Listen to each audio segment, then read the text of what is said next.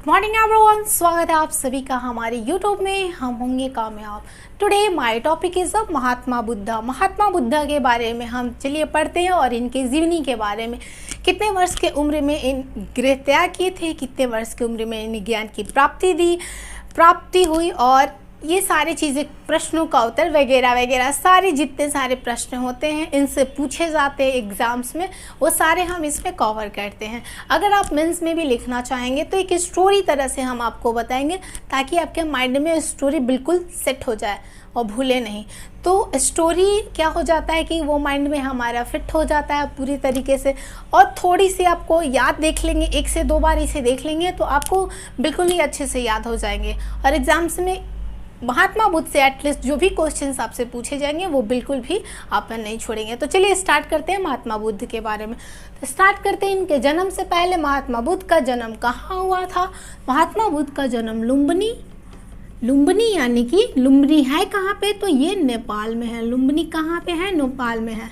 ठीक है, कब हुआ था? 563 BC यानी कि ईसा पूर्व हो जाएगा। 563 BC महात्मा बुद्ध का जन्म लुम्बिनी यानी कि नेपाल में हुआ था। 563 BC में हुआ था। इनका बचपन का नाम क्या था? बचपन का नाम इनका सिद्धार्थ था। यस, इनका बचपन का नाम क्या था? सिद्धार्थ था। पिताजी का क्या नाम था? पिताजी का शुद्धोधन था। ठीक है, पिताजी का नाम शुद्धोधन था। माता का नाम महामाया हो जाएगा। महामाया। जब महात्मा बुद्ध का जन्म होने वाला था तो इनकी माता महामाया अपने मायके जा रही थी। तो मायके में जा रही थी तो रास्ते में महात्मा बुद्ध का जन्म हुआ यानी कि लुम्बिनी जगह पे, और वो नेपाल में पड़ता है। तो कुछ इनके जन्मदिन के पश्चात इनकी माँ का मृत्यु हो गया। तो इनकी मासी थी गौतमी। कौन सी मासी थी? गौतमी। तो इनका पिताश्री का विवाह गौतमी के साथ हुआ और यही इनका पालन पोषण की। गौतमी ने ही महात्मा बुद्ध का पालन पोषण की। चलिए आगे देखते हैं। आगे इनका पत्नी का नाम हो जाएगा यशोधरा। पत्नी का नाम हो जाएगा यशोधरा और बेटे का नाम हो जाएगा राहुल। बेटे का क्या नाम है? राहुल। महात्मा बुद्ध का जन्म लुम्बिनी यानी नेपाल 563 ईसा पूर्व में हुआ था। बचपन का उनका नाम था सिद्धार्थ। हम लोग का भी 2 नाम होता है, घर वाला, एक बाहर वाला भी नाम होता है, लेकिन इनका बचपन से बड़े तक एक ही नाम था। लेकिन जब ज्ञान की प्राप्ति इनको हुई ना तो इनका नाम बदल दिया गया। तो सिद्धार्थ बचपन का नाम हो गया और पिता जी का नाम हो जाएगा शुद्धोधन था। माता का नाम महामाया यानी कि स्टेप मदर हो जाएंगी गौतमी, जो कि पालन पोषण ने किया। पत्नी का नाम यशोधरा हो जाएगा और बेटे का नाम राहुल होगा। ठीक है, और इनके गुरुजी का नाम था, वो क्या था? रुद्रक राम था, इनके गुरुजी थे। ठीक है, चलिए ये सारे भी हम अभी देख लेते हैं। तो एक छोटा सा स्टोरी ले लेते हैं। स्टोरी एक्चुअली हमारे माइंड में बिल्कुल सेट हो जाता है, जो कि हम भूलते नहीं हैं। जैसे कि मूवी देख के आते हैं, पूरे तरीके से हमें अच्छे से याद होता है। कोई दादी बचपन में स्टोरी सुनाती थी बैठ के, वो सारी चीज़ें हमें अभी तक याद हैं और याद रहती भी है। तो महात्मा बुद्ध को भी हम क्या लेते हैं? एक स्टोरी की तरह ले लेते हैं ताकि ये हमारे माइंड में बिल्कुल फिट हो जाए। और जिस तरह से क्वेश्चंस एग्जाम्स में पूछे जाते हैं तो यहाँ से आपको वो सारे डन हो जाएंगे। अगर आप मेंस में लिखना चाहेंगे तो स्टोरी के थ्रू हम जितने सारे बताएंगे वो बैठ के आप एक्सप्लेन कर सकते हैं।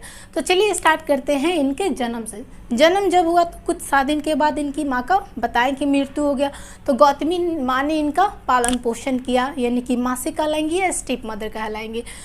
ठीक है, जब ये इनकी माँ का मृत्यु हो गया, अब ये इनकी माता यानी कि गौतमी स्टेप मदर और इनके फादर शुद्धोधन गुरुजी के पास गए। जब भी हमारे घर में बच्चा होता है, पंडित जी से क्या किया जाता है? दिखाया जाता है कि ये बड़े होके क्या बनेगा या फिर इसके नाम से रिलेटेड ये हम गुरुजी से मिलते हैं। तो इनके भी पिताजी ने मिले कि ये बड़ा होके क्या बनेगा। जब उनके फैमिली गुरु ने देखे तो वो बोले कि ये तो बड़ा होके सन्यासी बनेगा। अब ये सुन के उनके पिताजी बड़ा ही चिंतित हुए और वो सोचने लगे कि इतना बड़ा राज सम्राट है हमारा, कौन संभालेगा? ये जब सन्यासी बन जाएगा तो ना शादी ना ब्याह, कुछ भी नहीं करेगा, राजपाट किसी से कोई मतलब नहीं रहेगा, तो ये सब संभालेगा कौन? तो इसीलिए काफ़ी चिंतित थे। तो उन्होंने सोचा कि हम इसको बाहर जाने ही नहीं देंगे, बाहर की दुनिया इसे दिखाएंगे नहीं। जो व्यवस्था एक पुत्र को दी जाती है वो सब हम अपने राजमहल में व्यवस्थित करेंगे। और उन्होंने ऐसा ही किया। शिक्षा दीक्षा जितने सारे हो गए फ्रेंड्स भी बनाना, हर एक सुविधाएं उन्हें राजमहल में प्राप्त हुई। तो उन्हें बाहर जाने की ज़रूरत नहीं पड़ी। हम बाहर कब जाते हैं? बच्चे पढ़ने के लिए जाते हैं, पार्क में घूमने के लिए जाते हैं, तो उनको हर व्यवस्था घर पे ही दे दिया गया था। धीरे धीरे समय बीतता गया, गौतम बुद्ध बड़े हो गए, अब शादी करने योग्य हो गए। तो उनके पिताजी ने सोचा कि ये बड़ा हो गया है, तो इसका विवाह एक ऐसी कन्या के साथ कराया जाए जो कि काफ़ी सुंदर हो, खूबसूरत हो। आज भी हर कोई बोलता है कि सुंदरता मायने नहीं रखता है, लेकिन ये सच भी है कि लोग सुंदर पे ही जाते हैं। तो उनके पिताजी ने देखा कि हमारे राज्य में जो इतने सारे सुंदरी रीति है, जो सबसे ज़्यादा सुंदरी होगी उसके साथ हम अपने महात्मा बुद्ध की शादी करवाएंगे। तो यशोधरा थी, राज्य में काफ़ी ही खूबसूरत थी, तो इनके साथ इनका विवाह हुआ। धीरे धीरे फिर समय बीतता गया और इनका एक बेटा राहुल हुआ। अब इनका लगने लगा कि इतने सारे लोग हैं, अब सोचे कि बाहरी दुनिया कैसी होती है, क्यों ना चल के देखा जाए। तो इन्होंने अपने पिताजी से बात की इस बारे में। उनके पिताजी की ये बात पता थी कि ये जाएगा तो ये सारी चीज़ें देखेगा तो ये अपना मन बदल सकता है, गृह त्याग कर सकता है। तो बोले, मना कर दिया, साफ मना किए कि बिल्कुल नहीं जाना। तो अपने वो सारथी से बोले, सारथी का नाम देख लेते हैं। सारथी का नाम हो जाएगा इनका चाण था और इनका घोड़े का नाम हो जाएगा कंथक। क्या नाम हो जाएगा? कंथक। तो सारथी से बोले कि हम जाएंगे बाहर घूमने के लिए, थोड़ा नगर हम जो भी है घूमना चाहते हैं। तो चाण ने क्या किया कि आसपास के जगहों पे पूरा साफ़ सफाई करे थे व्यवस्थित तरीके से। हमारे स्टेट में जितने आते हैं सीएम, तो क्या किया जाता है? पूरा साफ़ सफाई करा दिया जाता है, नाला और नूली सब साफ़ सफाई करा दिया जाता है, ताकि सीएम आए तो देखे कि हाँ सारा व्यवस्था बिल्कुल सही है। और ये तो राजा से काफ़ी टाइम के बाद जा रहे थे घर से बाहर देखने के लिए, तो और अच्छा दिखना चाहिए, इसीलिए क्या किया गया? पूरे व्यवस्थित ढंग से क्या कर दिया गया? सब व्यवस्थाएं की गई और लोगों से कहा गया कि बिल्कुल नहीं आना है। आज भी देखते हैं रोड एकदम खाली कर दिया जाता है, साइड हो सीएम आ रहे हैं, फूल की मालाएं लगती है, बिछाए जाते हैं, तो बहुत अच्छे से। तो ये तो राजा थे, तो उस टाइम में इनके लिए भी हर चीज़ व्यवस्था किया गया था जो भी पॉसिबल हो सका। तो ये जब बाहर निकले सारथी के साथ, धीरे धीरे अपना नगर, अब दौड़ते हुए तो नहीं घूमेंगे, तो आराम से ही चलेंगे। तो चलते जा रहे थे, तो एक खांसते बूढ़ा व्यक्ति आया। तो उन्होंने देखा, वो महात्मा बुद्ध थे, कभी वो बूढ़े व्यक्ति नहीं देखे थे। आप बोलेंगे वो कैसे व्यक्ति थे कि बूढ़े व्यक्ति नहीं देखे थे? आप सोच सकते हैं कि हमारा प्राइवेट सेक्टर हो या फिर गवर्नमेंट जॉब हो, क्या होता है, जैसे ही एक एज होता है, लिमिट जैसे ही आदमी क्रॉस करता है, उसको रिटायरमेंट बोल के और उसको क्या कर दिया जाता है? लीव दे दिया जाता है जॉब से। तो उस टाइम में भी ये सारी चीज़ें चलती थी। तो उनको क्या, तो वहाँ पे देखे नहीं थे बूढ़े व्यक्ति को, तो ये बोले ये ऐसा क्यों हो गया है, ऐसा क्यों है? तो चाण ने बताया कि ये बूढ़ा व्यक्ति है। बूढ़ा यानी कि वो बताया कि एक जब बेबी जन्म लेती है तो बड़ा भी होता है, बड़ा काफ़ी ज़्यादा बड़ा होता है, फिर एक स्टेप आता है जो कि बूढ़ा हो जाता है, बूढ़े के बाद फिर मृत्यु होती है, फिर जन्म लेता है, फिर बड़ा। ये प्रोसेस क्या होता है? सर्कल होता है, ये चलते रहता है। तो उन्होंने उससे पूछे कि ये सबके साथ ऐसा होना है कि सिर्फ इसी व्यक्ति के साथ होगा? तो चाण ने बताया ये सबके साथ होगा महाराज, आपके साथ भी होगा, हमारे साथ भी होगा, जो भी इस पृथ्वी पे जन्म लिए हैं उन सभी के साथ यही होगा। तो उन्होंने ये कुछ बोले नहीं, फिर आगे बढ़े।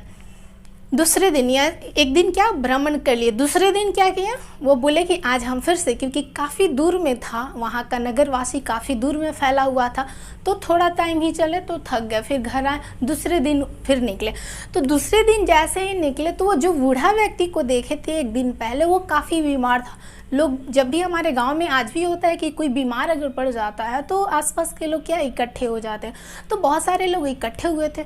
तो महात्मा बुद्ध ने पूछा कि ये इतने सारे लोग इकट्ठे क्यों हुए हैं एक साथ, क्या हो रहा है यहाँ पे? तो चाण ने बताया, उनका सारथी ने, कि महाराज ये जो कल बूढ़ा व्यक्ति था खांस रहा था, वो आज काफ़ी बीमार है। तो बीमार है, उसको वैद्य जी के पास लेके जा रहे हैं लोग, ताकि उसका इलाज कराया जा सके। तो इलाज कराने के लिए ले जा रहे थे लोग, तो रास्ते में उसकी मृत्यु हो जाती है और सभी लोग रोने लगते हैं। तो महात्मा बुद्ध ने पूछा कि अभी तक तो सब चुप थे, देख रहे थे, बातचीत कर रहे थे, अचानक से सबको क्या हुआ कि सब रोने लगे? तो चाण ने बताया कि वो बूढ़ा व्यक्ति जो था उसकी तबीयत खराब हुई यानी कि बीमार हुआ और बीमार से उसकी मृत्यु हो गई। ये चीज़ें मैं आपको क्यों फोकस कर रही हूँ, बता रही हूँ क्योंकि ये 4 व्यवस्थाएं पूछे जाते हैं। 4 व्यवस्थाएं पूछे जाते हैं। यहाँ से पूछेगा कि 4 व्यवस्थाएं देखने के बाद महात्मा बुद्ध के गृह त्याग करने की इच्छा उत्पन्न हुई। तो कौन कौन से 4 व्यवस्थाएं देखे? तो पहले उन्होंने क्या देखा? बूढ़ा व्यक्ति। हाँ, पहले उन्होंने देखा कि वो बूढ़ा व्यक्ति के बाद उन्होंने देखा कि ये क्या हो जाता है? बीमार हो जाता है। तो उसके बाद हो जाएगा बीमारी। तीसरा में हो जाएगा कौन सा? बीमारी के बाद उसकी क्या हो जाती है? मृत्यु हो जाती है। तो मृत्यु में भी पूछें कि ये सबको ही ऐसे होता है? तो हाँ, फिर वही जवाब दिए चाणक्य कि ये क्या होता है? प्रोसेस चलते रहता है। आप भी बीमार पड़ेंगे, हम भी पड़ेंगे, हर कोई पड़ सकता है और एक दिन मृत्यु निश्चित है, मरना सबको है। तो महात्मा बुद्ध ने सोचा कि जब मरना निश्चित ही है तो हम ये लग्जरियस लाइफ क्यों जी रहे हैं? इतना सुखी आनंदमय जीवन क्यों ना अपने से जो हमारे शिक्षा है लोगों में बांटा जाए, लोगों को सेवा करने में बिताया जाए। उनके मन में ये विचार उत्पन्न हुआ। तो ये जब बूढ़ा व्यक्ति, कहानी में चलते हैं, जब ये बूढ़ा व्यक्ति की मृत्यु हो जाती है तो उसके आसपास का एक नौजवान रहता है यानी कि उसका बेटा, ये वो देखता है ना तो काफ़ी सदमे में पड़ जाता है और वो बोलता है क्या कि अब हम संन्यास लेंगे, और वो घर से निकल पड़ता है संन्यास के लिए। तो यहाँ पे भी महात्मा बुद्ध जी ने पूछे कि अब ये क्यों जा रहा है? तो वही बताए कि संन्यास यानी कि ये अपना जो भी हमारा लग्जरियस लाइफ होता है यानी कि सुखमय जीवन जो भी होता है उसको छोड़ के संन्यास की रूप धारण करना, लोगों की सेवा करना, सिर्फ अपना पेट भरना भिक्षुक मांगकर। तो सारी बातें ये समझ रहे थे। तो कौन कौन से व्यवस्थाएं देखे जब अपना नगर भ्रमण कर रहे थे? तो बूढ़ा व्यक्ति क्या हुआ? बीमार हुआ, बीमार से उसकी मृत्यु हो जाती है और उसके बाद उसका जो बेटा था वो क्या ले लिया? संन्यास ले लिया, तो सन्यासी हो जाएगा। तो ये 4 व्यवस्थाएं उन्होंने देखे तो उनके मन में गृह त्याग करने की यानी कि वैराग्य होने की मन में भावना ये उत्पन्न हुई और घर वापस वो आए और सोचने लगे कि हम यहाँ इस महल में बैठे हुए हैं, लोग बाहर कितनी बड़ी समस्या से जूझ रहे हैं। बूढ़ा व्यक्ति है, उसको वैद्य जी के पास ले जाना था, इलाज सही वक्त पे ना होने के कारण उसकी मृत्यु हो गई और उसका बेटा सदमे में आया और उसने संन्यास लिया। तो कितनी सारी लोगों कितने दुखों से भरे हुए हैं, कितने सारे दुख है लोगों के पास। हम इन सारे प्रश्नों का उत्तर जानना चाहता हूँ कि ये ऐसा क्यों हो रहा है कि एक व्यक्ति महल है तो एक गरीब है, उसके पास सुविधाएं नहीं है। उनके मन में तरह तरह के बहुत सारे प्रश्न आ रहे थे। तो उन्होंने सोचा कि अब हम ज्ञान की प्राप्ति लेंगे, गृह त्याग करेंगे, यहाँ पे रहेंगे। उनको पता था कि पिताश्री करने नहीं देंगे। तो उन्होंने रात में क्या किया? रात में उन्होंने अपने घर त्याग कर दिए। अब गृह त्याग देखेंगे कि यहाँ पे इनका घर था, ये हम छोटा सा ड्रॉ कर लेते हैं इंडियाज़ मैप। ये हो गया नेपाल, ये क्या हाथ हो गया? नेपाल, यानी कि यहाँ पे घर था और यहाँ पे बिहार पास ही में पड़ रहा था। तो यहाँ पे क्या किया? वो घर छोड़ के सीधा यहाँ बिहार में चले गया और बिहार में क्या होना? भटकने लगे। कहने का सेंस हो गया कि उन्हें इन सारे प्रश्नों का उत्तर जानना था। तो सबसे पहले वो एक जगह से दूसरी जगह भ्रमण कर रहे थे। किसी गुरु जी के पास जाते, किसी आश्रम में जाते, वहाँ शिक्षा ग्रहण करते, फिर वहाँ से चले जाते। उनको संतुष्टि नहीं मिल पा रही थी, उनके जो मन में प्रश्न था उनका वो उत्तर नहीं मिल रहा था। तो वो किसी गुरु के पास जाते, वहाँ शिक्षा ग्रहण करते, फिर दूसरी जगह चले जाते। ये प्रोसेस 6 साल तक चला। अगर आप भी कुछ बनना चाहते हैं, करना चाहते हैं, आपके अंदर जज्बा है तो आप गिव अप नहीं करिए, क्योंकि अगर महात्मा बुद्ध बने हैं तो वो ऐसे ही नहीं बने हैं। वो 6 वर्ष तक भटके हैं पहले, फिर 6 वर्ष तक तपस्या की है, तब जाके उन्हें ज्ञान की प्राप्ति हुई है। तो और हम चाहते हैं कि बस 6 महीना पढ़ें और हमें ज्ञान की प्राप्ति हो जाए, एग्ज़ाम्स क्लियर कर ले, ऑफिसर्स बन जाए। तो ऐसा नहीं होता है, हमें समय देना पड़ता है और उस कर्म के साथ करना पड़ता है। तो ये बिना खाए पिए भी तो रहे होंगे, एक कहाँ सा ये लग्जरियस लाइफ यहाँ पे जी रहे थे और यहाँ पे भटक रहे हैं, वृक्ष के नीचे सोना, कहीं भी सोना। उसी दौरान क्या हुआ, जब भटक रहे थे बिहार में, तो उंगली माल का नाम आप सभी ने सुना होगा। हमने बचपन में ये कहानियाँ पढ़ी थी, स्टोरी। अंगुलीमाल जो होता है लोगों, ये एक डाकू होता है। क्या करता है कि लोगों में अपना क्या करता है, डर फैलाता है। डर कैसे फैलाता है, तो जब जो भी रात के अंधेरे में लोग मिलते उसकी उंगलियां काट के और मालाएं पहन लेता था, उंगली काट के और मालाएं पहन लेता था। तो लोग काफ़ी क्या हुआ, डरे हुए थे। उस टाइम ये सनसनी न्यूज़ बना हुआ था, उंगलीमाल उंगलीमाल। हर बच्चा से लेके बूढ़ा व्यक्ति सब कोई डरता था उस उंगलीमाल से। महात्मा बुद्ध के दूर दूर तक इसके बारे में कोई जानकारी थी नहीं। फिर लोगों से उन्होंने ऐसे ही सुने हुए थे, बस इस बात पे ध्यान नहीं दिए। तो वृक्ष के नीचे वो ऐसे ही भटक रहे थे, तो अपना वहाँ पे सोए हुए थे, विश्राम कर रहे थे, चलते चलते थक गए थे काफ़ी। तो बाहर में ऐसे वृक्ष के नीचे जब सोए हुए थे तो उंगलीमाल आया, बहुत सारी मालाएं पहनकर, और देखने में काफ़ी भयंकर सा था, इतना मोटू सा था, काला कलर का उसकी फेस बॉडी पूरा एकदम काला काला, जैसे डाकू दिखना चाहिए बिल्कुल वैसा ही था, भयानक सा, डरावना सा। तो वो आया, बोलता है महात्मा बुद्ध को, तुम आ गए, मुझे तुम्हारा इंतज़ार था।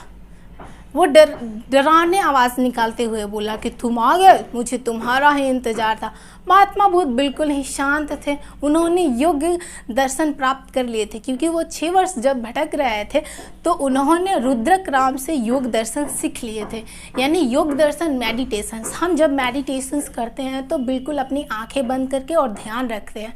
तो जो भगवान को हम मानते हैं, शिव जी को मानते हैं, गणपति मानते हैं, तो वो हमारे सामने एक इमेज आ जाता है, तो वो हमारा मन बिल्कुल शांत रहता है, तो काफ़ी स्थिर रहते हैं, अच्छे सोच पाते हैं, डिसीजन सही ले पाते हैं। तो मेडिटेशन वो योग दर्शन किए हुए थे। तो ये इतना डरावने शब्द में बोला तो कोई एक्सप्रेशन ही नहीं रहा, मतलब तो महात्मा बुद्ध कोई एक्सप्रेशन नहीं। हाँ बोलो, क्या बात है, तुम हो कौन? तो मैं एक डाकू हूँ, लोगों की अंगुलियां काट के और अपने माला पहनता हूँ, लोग मुझसे डरते हैं, तुम मुझसे नहीं डर रहे हो? तो महात्मा बुद्ध बोलते हैं कि तुमसे क्यों कोई डरेगा, तुम तो खुद डरे हुए हो। अगर तुम डरे हुए नहीं रहते तो रात को क्यों घूमते हो, दिन में लोगों की उंगलियां काटो। अगर डर नहीं है तो तुम तो खुद डरे हुए हो। तो उसने सोचने लगा। आप देखते हैं ना, कोई बोलता है ना कि पढ़े लिखे बेवकूफ़ होते हैं। जी नहीं, पढ़े लिखे कभी बेवकूफ़ नहीं होते हैं, वो सही डिसीज़न लेते हैं, सही वक्त पे सही डिसीज़न लेते हैं। बेवकूफ़ जो सोचते हैं वो होते हैं, उन्हें लगता है। तो उंगलीमाल को लगता है कि मैं बहुत ही बड़ा डरा सकता हूँ लोगों को, ये कर सकता है, ये तो बेवकूफ़ है, डर ही नहीं रहा है। तू भी आज गया, सबको हाथ तो काट रहा था, आज तेरी बारी, आज तेरा हाथ काटूंगा। तो महात्मा बुद्ध बोले ठीक है, लो काट लो मेरी उंगलियां। उंगली काटनी है, ठीक है, लो उंगली काट लो। तो अगर सडनली कोई आत्मसमर्पण कर दे कि हम तुम्हें मारना चाहते हैं, अच्छा ठीक है मार लो, तो मतलब अजीब नहीं लगेगा कि ये तो कैसा है कि आज समर्पित हो गया है, मार दो।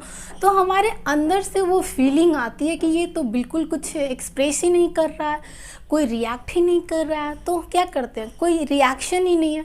तो वैसे ही वो क्या किया, उंगलीमाल जो था उनके चरण में गिर पड़ा। महाराज मुझे माफ़ कर दीजिए, आप तो बहुत बड़े ज्ञानी हैं, मैं आपका भक्त बनना चाहता हूँ। महात्मा बुद्ध ने उन्हें स्वास्तिक भाषा में ज्ञान दिए, उपदेश दिए। उसके बाद से उंगलीमाल क्या हो जाता है, ठीक हो जाता है। अब कहानी में आगे बढ़ते हैं। तो 6 वर्ष तक इस तरह भटकने के दौरान उन्हें यहाँ पे देखते हैं उन कौन से कुल से बिलोंग करते थे। थोड़ा इधर आ जाते हैं। तो कुल से वो कौन से थे,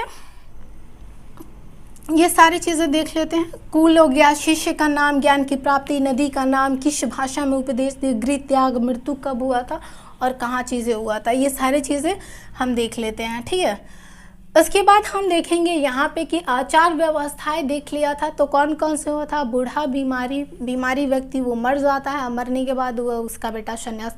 ये एक्चुअली इमेजिनरी स्टोरी है, बनाया गया है। तो आप इसको याद करने के लिए कुछ भी याद रख सकते हैं। ठीक है, तो कोई भी स्टोरी आप यहाँ से ले सकते हैं। अब यहाँ पे देखते हैं कि महात्मा बुद्ध ने जब उन्हें क्या किए, अब ज्ञान की प्राप्ति के लिए भटक रहे थे। जब एक यहाँ पे इमेज ड्रॉ कर लेते हैं फिर से इंडियाज़ मैप का, और थोड़ा उटांग पटांग बन गया, समझ जाइएगा। यहाँ बिहार में जो था, यहाँ पे बोध गया था, यहाँ पे गया था। ठीक है। तो बोध गया में इन्हें ज्ञान की प्राप्ति हुई। कितने वर्ष तक? तो 6 वर्ष तक कठिन तपस्या किए थे तो ज्ञान की प्राप्ति हुई। नदी का नाम हो जाएगा निरंजना। और कौन सी नदी? यानी कि फाल्गु नदी वैशाख पूर्णिमा के दिन। कौन से दिन हो जाएगा? तो वैशाख पूर्णिमा के दिन इन्हें ज्ञान की प्राप्ति हुई थी। ठीक है, वैशाख पूर्णिमा के दिन ज्ञान की प्राप्ति हुई थी। 6 वर्ष तक कठिन तपस्या किए, बिल्कुल योग दर्शन से किए। तो ऐसा बोला जाता है कि जब महात्मा बुद्ध 6 वर्ष तक तपस्या किए, जब अंतिम दिन था यानी कि वैशाख पूर्णिमा के दिन, लोगों का ऐसा मानना है कि जब वो योग दर्शन मुद्रा व्यवस्था में बैठे हुए थे तो उनके अंदर से रोशनी निकल रही थी। जब हम इमेज अपना बनाते हैं अंदर, यानी कि शिव जी का इमेज बनाते हैं, तो ऐसे गोल गोल गोल गोल सर्कल करके आता है ना, जैसे कि मान लो कि मुद्रा योग व्यवस्था में ऐसे बैठे हुए हैं, तो यहाँ से क्या होता है, रोशनी यहाँ से निकलती रहती है। ठीक है, तो ऐसा लोगों का मानना है कि ऐसे उनके क्या हो रहा था, चमक रहा था। जब उन्हें ज्ञान की प्राप्ति हो चुकी थी, वो काफ़ी ज्ञान की प्राप्ति, यानी सत्य को वो जान चुके थे, सारी ज्ञान की प्राप्ति हो चुकी। तो वैशाख पूर्णिमा के दिन, वैशाख पूर्णिमा के दिन इनके लिए काफ़ी अच्छा भी रहा और बुरा भी रहा। तो अच्छा किस लिए रहा? क्योंकि इनका जन्म भी हुआ था, तो वैशाख पूर्णिमा के दिन ज्ञान की प्राप्ति हुई। वैशाख पूर्णिमा के दिन इनकी जब मृत्यु भी हुई थी ना, तो वैशाख पूर्णिमा के दिन ही हुई थी। तो ये एक नोट करने वाली बातें हैं इनके लिए कि वैशाख पूर्णिमा के दिन इनके लिए काफ़ी अच्छा भी रहा और बुरा भी रहा। ठीक है, जब इन्हें ज्ञान की प्राप्ति अब हो गई, ज्ञान की प्राप्ति हो गई, तो ये जब 6 वर्ष से यहाँ पे देखते थे कि भ्रमण कर रहे थे, तो काफ़ी दोस्त भी बना लिए थे। अच्छे लोग होते हैं, जहाँ जाते हैं दोस्त बना लेते हैं। तो ये दोस्त बना लिए थे। तो इनका जो दोस्त था, यानी कि यूपी में ये लोग दोस्त था, यहाँ पर जब ज्ञान की प्राप्ति हुई तो सारनाथ में इन्होंने पहला अपना उपदेश दिया अपने 5 मित्रों के साथ, सारनाथ में। ठीक है, सारनाथ में यहाँ पे क्या दिए थे, पहला उपदेश। तो क्वेश्चन ऐसे पूछता है कि महात्मा बुद्ध ने पहला उपदेश कहाँ दिए थे और किसको दिए थे? तो महात्मा बुद्ध पहला उपदेश यूपी के सारनाथ में दिए थे, अपने 5 मित्रों को दिए थे। ठीक है, तो ये सारी चीज़ें हमने देख ली कि ज्ञान की प्राप्ति हुई। अब जब ज्ञान की प्राप्ति हो गई तो अब इनके सारी चीज़ें, जब हमें नॉलेज हो जाता है तो सारी बातें हमें धीरे धीरे ऑटोमेटिक सारी बातें पता चलने लगती है कि क्या सही है क्या गलत है। तो हम वो चीज़ें एक्सपीरियंस करते हैं या सुनते हैं, उसके बेस पे हम चीज़ों को जज करते हैं। महात्मा बुद्ध ज्ञान के बेस पे उस चीज़ों को जज कर रहे थे, तो उन्हें ऐसा लगा कि महात्मा बुद्ध ने 4 ऐसे सत्य बोले जो कि सही भी है। सत्य जो होता है वो किसी भी भाषा में हो, किसी भी रूप में हो, सत्य हमेशा सत्य होता है। तो इन्होंने सत्य ये कहा कि ये पूरा संसार जो है दुखों से भरा हुआ है। सही भी है, ये संसार जो है पूरा दुख से भरा हुआ है। मुझे भी दुख है, आपको भी दुख है, बच्चे को भी दुख है, एक अमीर आदमी को भी दुख है, गरीब को भी दुख है, किसान को भी दुख है, एक बच्चे को, माता को, हर किसी को हर रूप में कोई ना कोई दुख है। क्या है? दुख है। तो क्या लिख सकते हैं इसको हम, संसार जो है, संसार दुखों से भरा हुआ है, संसार दुखों से भरा हुआ है और वो दुख का कोई ना कोई कारण है। आप ऐसे नहीं है ना कि हम खेल रहे हैं, पिज़्ज़ा चाउमीन खा रहे हैं और ऐसे दुखी हैं, पिज़्ज़ा खा रहे हैं, मुंह फुलाए हुए हैं, ऐसे नहीं है। खाते हैं तो मस्ती में खाते हैं, दुखी होते हैं तो एक्सप्रेस करते हैं, एक्सप्रेशन आता है कि हाँ सच में हम दुखी हैं। तो यहाँ पे बोलते हैं कि संसार दुखों से भरा हुआ, और दुखों का क्या है, हर दुख का कोई ना कोई कारण ज़रूर है। हर दुख का कोई ना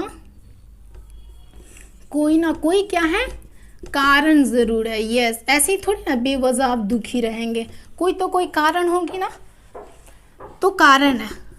अब क्या हो जाएगा, दुखों का कारण जो हो जाएगा, यानी कि दुख का कारण जो होगा वो क्या होगी, हमारी इच्छा। यानी कि महात्मा बुद्ध ने इच्छा को बताया। दुखों का कारण इच्छा होती है, इच्छाएं होती हैं। और इसको दुखों का कारण, चलिए वापस से कर लेते हैं। ये संसार पूरा जो है वो दुखों से भरा हुआ है, सबके पास दुख है और दुख का कोई ना कोई कारण है, ऐसे ही तो दुखी तो कोई होगा नहीं। और उसका कारण क्या है? इच्छाएं। हम किसी से इच्छाएं रखते हैं, एक्सपेक्टेशन रखते हैं कि ये चीज़ें हमें हो जाती, मुझे जॉब हो जाती, आपको विश होगी, आपकी जॉब हो जाती है। एक अमीर को इच्छा ये रहती है कि मुझे कोई बीमारी ना हो, एक गरीब की इच्छा ये रहती है कि मेरे पास पैसे की कोई कमी ना हो। तो अलग अलग टाइप से लोगों के पास अपने अपने इच्छाएं, और इच्छाएं हैं तो कारण है तो दुख है, ठीक है।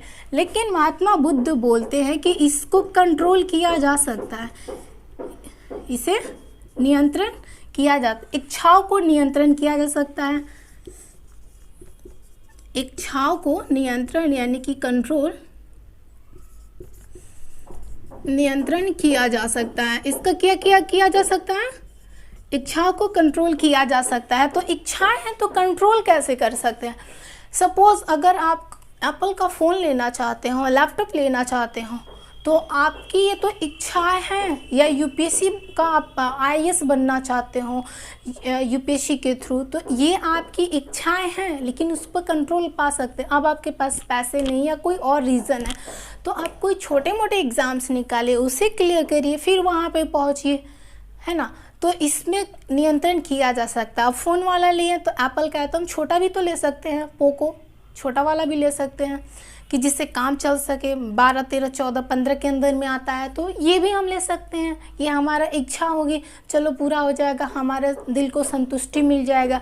लेकिन अब ऐसा भी नहीं, इसको नियंत्रण किया जा सकता है। तो इन्होंने 4 ये जो बताए हैं वो बोले हैं कि आपको एक अष्टांगिक मार्ग पे चलना होगा, यानी कि इस विधि पे चलना होगा आपको, तब ये सारी चीज़ें हो जाएगी। चलिए इसको रिकॉल कर लेते हैं। महात्मा बुद्ध के 4 सत्य कौन कौन से थे?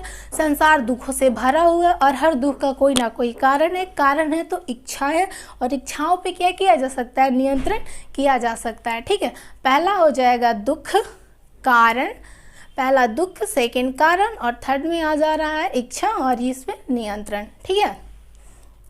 इसको फिर से बोलिए, दुख संसार दुखों से भरा हुआ है, दुखों का कारण है और उसकी इच्छाएं हैं। दुखों का कारण क्या है? इच्छाएं हैं तभी, और उस पर नियंत्रण किया जा सकता है। किस मार्ग से? तो अष्टांगिक मार्ग। इन्होंने अष्टांगिक मार्ग में ये बताया है कि आप क्या कर सकते हो, इस पे चलोगे तो आपकी जो भी इच्छाएं हैं पूरी हो सकती है। तो इन्होंने ये बताया है कि ना तो बिल्कुल सरल रखना है और ना ही कठिन रखना है। समझ रहे हैं आप? ना कि कठिन रखना है। अब फ़ोन वाला हमने लिए हैं, तो मान लीजिए कि आपने एप्पल का फ़ोन सोचे हुए हैं, तो ये इतना भी सरल नहीं कि एकदम छोटा वाला सैमसंग जो आता है ना, उसमें बटन होता है, वो हमने खरीद लिए। अब वो हमने खरीद लिए, बिल्कुल संतुष्ट नहीं है, तो इच्छाएं तो मरी नहीं। तो इतना सरल भी नहीं रखना चाहिए कि मोबाइल तो ले लिए लेकिन काफ़ी छोटा है, फिर भी संतुष्ट नहीं है। अब इतना कठिन भी नहीं रखें, नहीं लेंगे तो वही लेंगे, नहीं तो नहीं लेंगे, तो इतना भी बड़ा नहीं रखना चाहिए। बिल्कुल ही बीच का रास्ता होता है। अष्टांगिक मार्ग क्या हो जाएगा? बीच का रास्ता, जो पॉसिबल हो सके, बीच का मार्ग या रास्ता होता है, ठीक है, अष्टांगिक मार्ग। तो ये दोनों चीज़ें हो गए। तो इस तरह से आप अपनी लाइफ को जीवन व्यतीत कर सकते हैं। फिर आपको कोई दुख, इच्छाएं नहीं आएंगे, इच्छाएं नहीं होगा तो कारण नहीं रहेगा। जब कारण नहीं होगा दुख होने का, तो दुख होगा ही नहीं, तो बिल्कुल आप शांत रहेंगे, ठीक है। तो इस तरह से उन्होंने बताया हुआ। अब चलिए, उन्होंने 3 रत्न दिए हैं। 3 रत्न कौन कौन से हो जाते हैं? अगर आप बौद्ध में शामिल होना चाहते हैं, अडॉप्ट करना चाहते हैं, तो आप क्या पूछेगा कि महात्मा बुद्ध ने क्या 3 रत्न दिए थे? तो कौन कौन से दिए थे? तो पहला इन्होंने रत्न दिया था यानी कि बौद्ध। दूसरा में इन्होंने दिया था, यहाँ लिख लेते हैं, दूसरा में दिए थे इन्होंने, या तो आप किसी संघ के साथ जाइए। संघ यानी ये समझ रहे हैं कि साधु माता जब भी झुंड बना के चलते हैं संघ, तो उनके साथ आप क्या होगा? माला जपते रहो, तो कोई टेंशन ही नहीं रहेगा, भगवान का नाम लेते रहो, कोई टेंशन नहीं रहेगा। या तो तीसरा रास्ता है कि आप धम्म का रास्ता अपनाओ। धम्म यानी कि वैसा हो गया, एक्चुअली हम लोग यही आजकल अपनाते हैं, धम्म। रामायण हो गया, महाभारत हो गया, मोटी मोटी बुक किताबें अपने घर पे रखे रहते हैं, वो पढ़ते नहीं हैं, अलग बात है, हमारे दादू लोग के काम आते हैं। हम लोग पढ़ते हैं उतना नहीं पढ़ते हैं, कभी कभी सोचते हैं इस बार भागवत गीता ना ख़त्म कर लेंगे, सोचते हैं एक दिन बैठ भी लेते हैं, एक दिन पढ़ भी लेते हैं, फिर नहीं पढ़ पाते हैं लोग, ठीक है। और ये सबके साथ होता है। तो धर्म जो होता है आजकल ज़्यादा प्रचलित है और हर कोई हर धर्म में धर्म ही लोग अपनाते हैं। अलग अलग जो भी विचारधाराएं के लोग हैं, अलग अलग जो भी संस्कृति या धर्म के हो गए, तो वो धर्म यानी कि पुस्तक क्या किए रहते हैं, खरीद के रखे हुए रहते हैं लोग। तो इन्होंने महात्मा बुद्ध ने 3 रत्न दिया। उसके बाद देखेंगे कि इन्होंने 3 दर्शन भी दिए। 3 दर्शन में बहुत अच्छी बातें बताई हैं जो कि आपके लाइफ में बहुत ही इसका इम्पोर्टेंस जो हो जाएगा कि रहेगा। पहला इन्होंने अनिश्वरवाद बताया। अनिश्वरवाद में इन्होंने बताया, इन्होंने भगवान को नहीं माना है, इन्होंने भगवान के अस्तित्व को नहीं माना है। अनिश्वर यानी कि कर्म करो, भगवान हमारे अंदर हैं। भगवान को अस्तित्व नहीं माना कि मूर्ति पूजा करो, ये करो, तो ये भगवान को अस्तित्व नहीं माना है। और शून्यवाद में ये भी बोले हैं कि आप किसी से बड़े नहीं हो और ना ही छोटे हो, खुद को ना बड़े समझो और ना ही छोटे समझो। इस धरती पे जो भी बनाया हुआ भगवान का रूप है वो हर एक महत्वपूर्ण क्या हो जाता है, हिस्सा होता है। तो खुद को ना बड़ा समझो और ना ही छोटा इतना समझो। और क्षणिकवाद में इन्होंने बताया कि कोई चीज़ परमानेंट नहीं है, कोई भी चीज़ परमानेंट नहीं है, हमेशा के लिए नहीं है। जो नेचुरल चीज़ें होती हैं, चाहे वो कमाते हो, विरासत में मिली हो, वो हमेशा के लिए नहीं है, वो क्षण भर के लिए है, कुछ टाइम के लिए है, वो रहेगा और एक समय आएगा कि वो ऑटोमेटिक क्या हो जाएगा, उसका विनाश होना ही है। इस धरती पे चाहे जो भी हो गया, वस्तु हो, आप हो, हम हो, कुछ भी हो गया, तो उसका वो एक क्षणिक होता है, यानी कि कुछ टाइम के लिए ही है, उसका निश्चित है जाना, ठीक है। तो ये सारी चीज़ें कौन कौन से महात्मा बुद्ध ने 3 रत्न दिए। 3 रत्न में कौन कौन से, तो बौद्ध संघ धम्म, बौद्ध संघ धम्म। 3 रत्न में क्या दिए थे, 3 रत्न में बौद्ध संघ धम्म। फिर से रिकॉल कर लीजिए, बौद्ध धम्म संघ। और इन्होंने 3 दर्शन दिए थे, अनिश्वरवाद, शून्यवाद और क्षणिकवाद। अनिश्वरवाद, शून्यवाद और क्षणिकवाद। अनिश्वरवाद और क्या हो जाएगा, शून्यवाद और क्षणिकवाद, ये 3 हो गए। और 4 उन्होंने महात्मा बुद्ध ने 4 सत्य बताए थे। तो दुख कारण इच्छा और नियंत्रण, दुख कारण इच्छा नियंत्रण, दुख कारण इच्छा और नियंत्रण। और अपने घर से जब निकले थे, घर पीछे की तरफ चल रहे हैं, ठीक है, तो ये घर से निकले थे तो 4 चीज़ें ऐसे क्या देखे थे, तो उनके मन में गृह त्याग करने की उत्पन्न हुई थी, मन में इच्छा जागृत हुई। तो पहले बूढ़ा देखे, बीमारी देखे, मृत्यु हो जाती है, फिर सन्यासी, बूढ़ा, बीमारी, इच्छा, सन्यासी, ठीक है। अब यहाँ पे देख लेते हैं कि उन्होंने कितने वर्ष के उम्र में गृह त्याग किए थे। तो ये जब 29 वर्ष के थे ना, तो गृह त्याग किए थे, 29 वर्ष की उम्र में गृह त्याग किए थे। अब देख लेते हैं मृत्यु कहाँ पे हुई थी, मृत्यु कहाँ पे हुई थी। तो पहले बार जहाँ पे इन्होंने उपदेश दिए थे यूपी में, तो यूपी में ही इनको क्या हुआ था, मृत्यु। यूपी में खुशीनगर में, यहाँ लिख लेते हैं मृत्यु यानी कि खुशीनगर। खुशीनगर कहाँ पे है, तो ये यूपी में पड़ता है। डेट हम याद रखेंगे, डेट हो जाएगा 483 BC में हो जाएगा, 483 BC, यानी कि खुशीनगर हो जाएगा। खुशीनगर कहाँ पे है, यूपी में। डेट याद रखेंगे 483 BC में, 29 वर्ष के उम्र में। ये छोटे छोटे एग्जाम्स में MCQ टाइप्स में क्वेश्चन आपका BPSC, BS, बिहार SI हो गया, एक्सेट्रा एग्जाम्स में ये छोटे छोटे क्वेश्चन 1 वर्ड में MCQ में पूछ लिए जाते हैं, ठीक है। बाकी ये सारी चीज़ें रहेंगे, ये भी पूछता है आपका 1 ऑफ में, या फिर आप अगर राइटिंग में लिख रहे हैं, वुमेंस में लिखेंगे, तो ये सारी चीज़ें आपको काफ़ी हेल्पफुल करेगा, ठीक है। इनके प्रिय शिष्य का क्या नाम था, तो आनंद था, आनंद था, ठीक है। इनके प्रिय शिष्य का नाम आनंद था। ज्ञान की प्राप्ति कहाँ पे हुई थी, तो ज्ञान की प्राप्ति बोध गया में हुई थी। बोध गया में यानी कि फाल्गु नदी के किनारे। पीपल के वृक्ष लिखेंगे, पीपल के वृक्ष, और यहाँ पे लिखे हुए हैं ऐसे फाल्गु नदी या फिर निरंजना नदी के किनारे पे हुआ था, ठीक है। तो ये हो गया। गृह त्याग भी लिख दिए, किस भाषा में, तो श्रावस्तिक भाषा में जो थे वो ज़्यादातर उंगली माल को भी ज्ञान दिए थे। ज़्यादातर अगर पूछता है कि किस भाषा में उपयोग दिए थे, तो श्रावस्तिक भाषा में उपयोग किए थे। नदी का नाम यहाँ पे हम लिख दिए, फाल्गु या निरंजना आप लिख लेंगे, ठीक है। तो ये सारी चीज़ें हमने डन कर लिया। अब ये क्या हुआ, स्टार्टिंग से एक बार बताते हैं। ये एक सेकेंड, कुल का शाक के कुल के थे, ये कौन से शाक के कुल के थे, कौन से कुल के थे, तो शाक के कुल के। चलिए यहाँ से एक बार रिकॉल कर लेते हैं कहानी, आपको सारी चीज़ें समझ में आई है। महात्मा बुद्ध का जन्म कहाँ हुआ था, लुम्बिनी के नेपाल में हुआ था, और कब हुआ था, तो 563 BC में हुआ था। थोड़ा फास्ट चलेंगे।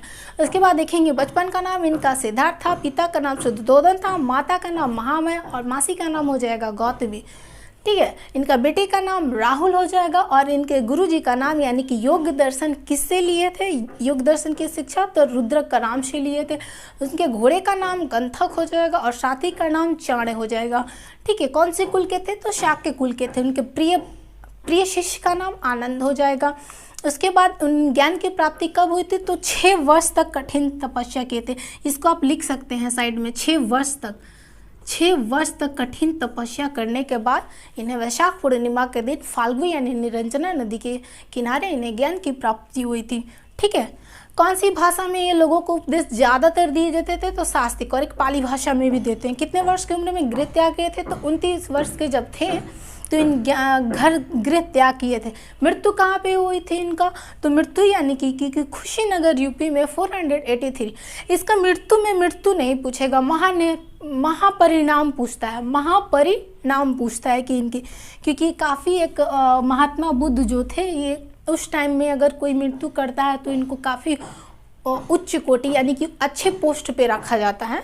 नॉर्मली मतलब हम लोग बोल देते हैं ना कि डेथ हो गया, स्वर्गवासी हो गया, तो इनके लिए एक स्पेशल वर्ड बना हुआ था जो कि महानिर्वाण पूछता है कि कब हुई थी, तो 483 कुशीनगर हो जाएगा।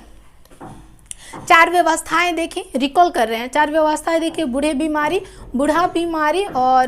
बीमारी, मृत्यु और हो जाएगा सन्यासी। 4 सत्य दिए थे कि संसार दुखों से भरा हुआ, दुख का कारण कोई ना कोई कारण जरूर है, और दुखों का कारण इच्छा है, और इच्छाओं पर नियंत्रण किया जा सकता है। कैसे किया जाता है, तो अष्टांगिक मार्ग से। अष्टांगिक मार्ग में आपको यानी कि बीच का रास्ता बताया जाता है, ना तो सरल ना ही कठिन रखना है। ठीक है, जिससे आप संतुष्ट हो, जो आपका मन करे आप वो करिए, ऐसा नहीं कि कुछ भी करते रहिए। अब देखते हैं इसमें कि महात्मा बुद्ध ने 3 रत्न दिए थे, बौद्ध के साथ शीर्षंग और धम्म दिए थे, और उन्हें 3 दर्शन दिए थे, तो अनिश्वरवाद, शून्यवाद और क्षणिकवाद दिए थे। ठीक है, और आनंद जो था इनके कहने पर ना महात्मा बुद्ध जो धर्म प्रचार किया जा रहा था, ये जब धर्म प्रचार किया जा रहा था तो आनंद ने कहा कि क्यों ना इसमें महिलाओं को शामिल कर लिया जाए। महिलाओं को शामिल इसलिए इसने बोला क्योंकि जो हमारा समाज है वो महिला और पुरुष से मिलके बना हुआ है, तो अगर हम इस तरह से लोगों को आगे लाते हैं तो हमारा जो बौद्ध धर्म होगा और प्रचार प्रसार होगा। ठीक है, इसको आप शॉर्ट स्क्रीन लेना चाहते हैं तो ले सकते हैं, या राइट करना चाहते हैं तो, क्योंकि इसमें अभी 2 से 3 स्टेप और बाकी हैं। आप इसे डन करिए।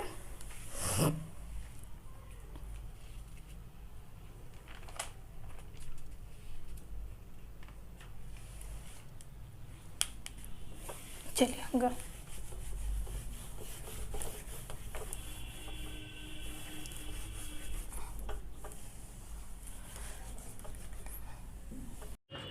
अब चलिए इसमें हम देख लेते हैं 4 बौद्ध संगीतियों का आयोजन हुआ था। 4 बौद्ध संगीतियों का आयोजन हुआ था, तो कहाँ पे हुआ था ये डेट पूछ लिया जाता है इसमें, और कहाँ पे हुआ था ये भी पूछा जाता, और इसके साथ ये भी पूछा जाता कि उस समय वहाँ के राजा कौन थे। तो सबसे पहले बौद्ध संगीतिया यानी कि राजगीर में हुआ था। कहाँ पे हुआ था, राजगीर में हुआ था। ठीक है, कब हुआ था, तो 483 BC में हुआ था, 483 BC में हुआ था। ठीक है, दूसरा यहाँ पे हो जाएगा वैशाली में हुआ था। इसका डेट क्या हो जाएगा, 383 ईसा पूर्व हो जाएगा। फिर यहाँ पे पटना में हो जाएगा, यानी कि पटना, पाटलिपुत्र में इसको लिखेंगे। पहले का क्या था, पाटलिपुत्र, पहले पाटलिपुत्र। ये कब हुआ था, तो ये 255 BC में हुआ था। ठीक है, 3 याद रखेंगे। इसको याद कैसे रखेंगे कि सबसे पहला कौन है, दूसरा कौन है, तीसरा कौन है, कैसे याद रखेंगे, तो राज नाम का लड़का है और ये अपने शाली के साथ जाता है, यानी कि उसको पट्टी पढ़ाता है, तो राज से राजगिरी याद रखेंगे, शाली से वैशाली याद रखेंगे, और यहाँ से पट्टी से क्या याद रखेंगे, पट्टी पर आता है यानी कि पाटलिपुत्र, तो सीक्वेंस लाइन में याद रहेगा राजगीर, वैशाली और हो जाएगा पाटलिपुत्र। ठीक है, डेट याद रखेंगे, एक एक पीछे जाएगा, तो ये हो जाएगा 483, 383 और यहाँ पे हो जाएगा 255। ठीक है, अभी यहाँ के राजा का ये थर्ड हो गया, फोर्थ यहाँ पे यानी कि कश्मीर के पास हो जाएगा जिसका नाम हो जाएगा कुंदावन। फोर्थ कहाँ पे आयोजन किया गया था, ये आयोजन कब किया गया था, जब महात्मा बुद्ध की मृत्यु हो गई थी तो आयोजन किया गया था। जैसे ही घर पे बड़े हो जाते हैं तो देहांत हो जाता है तो क्या होती है, आसपास लोगों को, बड़े लोगों को बुलाया जाता है कि अब इसके आगे क्या किया जाए, कौन घर संभालेगा। तो वैसे ही आयोजन किया गया और हर जगह से लोगों को बुलाया गया, पहले राजगीर बुलाया गया, फिर वैशाली में, फिर पाटलिपुत्रा में। ठीक है, डेट याद रखेंगे 483, 383, 500, 255 में। ठीक है, उस वक्त यहाँ के राजा कौन थे, तो यहाँ के राजा जो थे, ये बिहार का मैप है। ठीक है, बिहार का मैप अच्छे से इसे ड्रॉ कर लेंगे। तो उस वक्त यहाँ का राजा जो था वो कौन सा, अजातशत्रु था। उस वक्त यहाँ का राजा अजातशत्रु था। ठीक है, और यहाँ का कौन राजा था, तो अशोका था, कालाशोक था, सॉरी कालाशोक था। उस वक्त यहाँ का राजा कौन था, तो कालाशोक था। और पाटलिपुत्र का हम अशोका के नाम बहुत फेमस है, इसके बारे में भी टॉपिक लेकर आएंगे। तो पाटलिपुत्र का जो हो जाएगा राजा उस वक्त अशोका था, जब बौद्ध संगीतियाँ हो रही थी। आपने सुने भी होगी कि अशोका बौद्ध धर्म को भी क्या किया था, अडॉप्ट किया था। ठीक है, तो यहाँ से देखें, और यहाँ पे यहाँ का राजा हो जाएगा यानी कि ये द्वितीय अशोका कहलाएगा, द्वितीय अशोका कहलाएगा। ठीक है, द्वितीय अशोका उस टाइम यहाँ का राजा था। यहाँ पे क्या हो जाएगा, ये कश्मीर के पास। ठीक है, चलिए वापस इसको रिकॉल कर लेते हैं कि कहाँ कहाँ पे बौद्ध संगीतियाँ हुई। तो सबसे पहले राज जो होता है किसके साथ जाता है, तो शाली के साथ, उसको क्या पढ़ाता है, पट्टी। फिर रास्ते में उसको कंकड़ मिलते हैं, फोर्थ में याद रखेंगे। तो राज से राजगीर याद रखेंगे, शाली से वैशाली याद रखेंगे, और पट्टी पर से याद रखेंगे पाटलिपुत्र। रास्ते में उन्हें क्या मिलता है, कंकड़ मिलता है, तो कंकड़ से कुंदावन याद रखेंगे। ये जगह का नाम हो गया। ठीक है, और डेट हमने यहाँ पे, ये प्रथम हो जाएगा, क्या हो जाएगा, ये प्रथम वर्ष हो जाएगा। और ये हो गया। और राजा कौन था, तो राजगीर में उस वक्त राजा थे अजातशत्रु, और वैशाली में जो हो जाएगा वो कौन सा, कालाशोक था। पाटलिपुत्र में उस वक्त राजा थे अशोक, और कुंदावन में द्वितीय अशोका थे। ठीक है, ये चारों हमने डन कर ली। तो यहाँ पे होने के बाद जो चौथा, जैसे ही बौद्ध संगीतिया हुआ तो यहाँ पे दो भागों में बट गया, एक हीनयान और महायान। कौन कौन से भाग में बट गया, हीनयान और महायान में बट गया, महायान में बट गया। महात्मा बुद्ध का जब मृत्यु हो गया था तो बौद्ध संगीतियाँ हुई, तो लोगों ने बात विमर्श किए, और चौथी जैसे ही हुई तो यहाँ दो भागों में बट गया। इसने कोई परिवर्तन नहीं किया। जो हीनयान था यानी कि पहले से जो बौद्ध संगीतियाँ, रूल रेगुलेशन जितने सारे बने हुए थे ये सब फॉलो करता था, मतलब उसमें कोई अपडेट नहीं लाया। कितने साल पहले से लेकर और चला, कोई परिवर्तन नहीं किया। महायान समय के अकॉर्डिंग जैसे ज़रूरत पड़ा ये अपडेट होते गया। जैसे कि अगर हम टीचर हैं तो पहले से हमें जानकारी है तो हमें ज़रूरत पड़ती है अपडेट होने के लिए, तो अपडेट जब तक नहीं होंगे लोगों को नहीं समझ में आएगा। तो ये पहले जैसे था वैसे ही रहा, कोई परिवर्तन नहीं किया, और इसमें क्या किया, अपडेट आते गया, तो ऑब्वियसली यही आगे बढ़ेगा। तो इसके भी दो ब्रांच हो गए, इसके दो ब्रांच यानी कि ये दो भागों में बट गए, काफ़ी वर्षों तक चला, और दो भागों में ये भी क्या हो गया, इसका भी दो ब्रांच हो गए। तो एक शून्यवाद चला और एक वर्ज्यान चला। तो आप देख सकते हैं कि कितना ये लंबा प्रोसेस इसका चला महात्मा बुद्ध का। और ये शून्यवाद वर्ज्यान, चलिए इसको एक बार रिकॉल कर लेते हैं।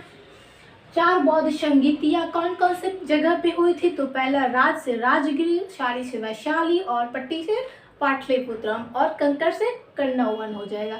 डेट याद रखेंगे 480 BC हो जाएगा, ये 383 और 255, और वो प्रथम वर्ष हो जाएगा। राजा यहाँ का कौन था, राजगीर का कौन सा, अजातशत्रु, कालाशोक, और यहाँ पे अशोक, द्वितीय अशोक। ठीक है, डन हो चुका। और फिर 2 भागों में बट गया हीनयान, महायान। महायान क्या हुआ, अपडेट होता रहा तो आगे बढ़ा और कुछ टाइम के बाद फिर 2 भागों में यक्ष का ब्रांच अलग अलग हो गया, शून्यवाद और वर्ज्ययान में बट गया। तो ये सारे हमने कवर किए महात्मा बुद्ध के बारे में। मुझे नहीं लगता इससे ज़्यादा आपके एग्जाम्स में, किसी भी एग्जाम्स का प्रिपरेशन कर रहे होंगे तो इससे ज़्यादा क्वेश्चंस पूछे जाएंगे। आप वीडियो के 1 से 2 बार देखिए और आपको अच्छे से याद हो जाएगा। आपको हमारा ये बताने का तरीका और पढ़ाना कैसा लगा? अगर आपको अच्छा लगा तो मुझे कमेंट करके ज़रूर बताएं। So thank you.